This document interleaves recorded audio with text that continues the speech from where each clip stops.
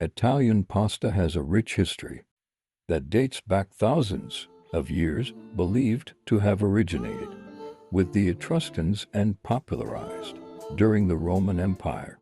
Do you love Italian pasta and desserts? Can't decide between the two? Now you don't have to.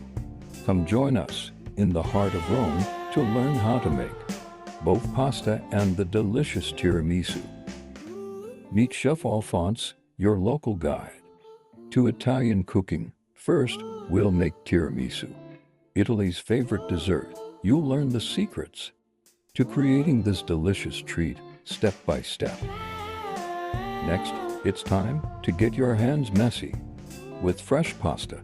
From making the dough to cutting different shapes, you'll master the art of fettuccine. And of course, you get to choose your sauce: amatriciana, cacio e pepe, or classic, tomato and basil. After all your hard work, sit back, relax, and enjoy your creations with a glass of local wine or a refreshing soft drink. And don't forget the limoncello to finish off your meal. If you enjoyed this delicious journey through Italian pasta history, don't forget to hit the subscribe button